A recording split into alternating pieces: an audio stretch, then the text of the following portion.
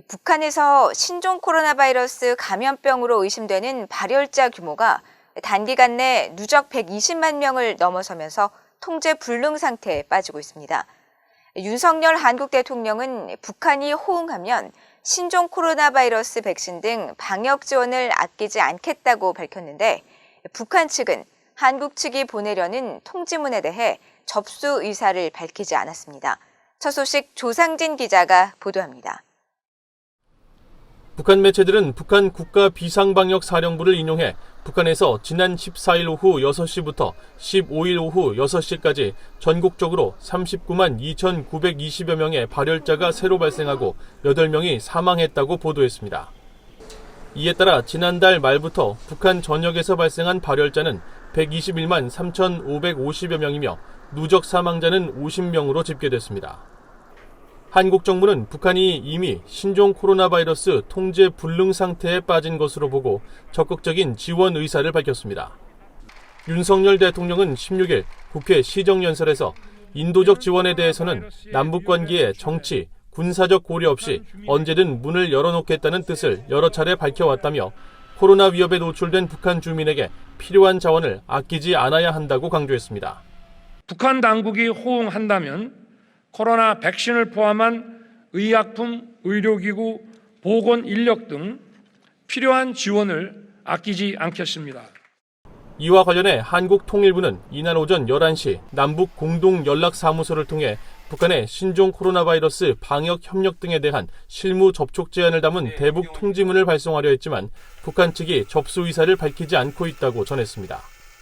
전문가들은 북한이 과거 신종플루 사태 당시 한국으로부터 타미플루를 지원받은 적이 있다며 비록 북한이 미국이나 한국과의 관계 교착이 지속되면서 한반도 긴장을 고조시키고 있지만 보건 위기와 관련해서는 열린 자세를 취해야 한다고 지적했습니다.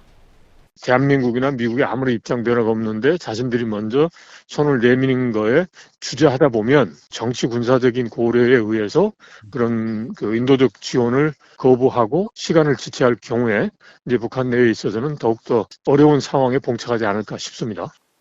신종 코로나 확산이 사망자 폭증과 경제 파탄으로 이어질 경우 김 위원장이 집권 후 최대 위기에 직면할 것이라는 전망도 나왔습니다.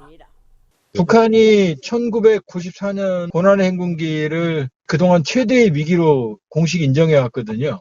근데 김정은 위원장이 지금 건국 이래 대동란이라고 이게 더 심하다고 인정을 한 거거든요. 지금 이 문제는 김정은 위원장의 정권 안보 위기예요.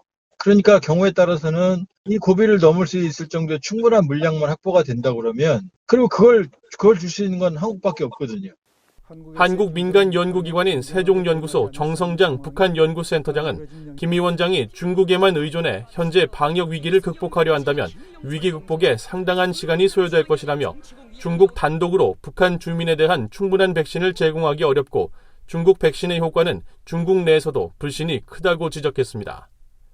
이런 가운데 엄중식 가천대 길병원 감염내과 교수는 북한 내 백신 접종이 전무하고 열악한 의료 수준을 고려할 때 북한이 발표한 발열자 40만 명 중 사망자 8명이라는 수치는 오미크론 바이러스의 통상적 치명률을 기준으로 납득할 수 없는 수치라고 지적했습니다.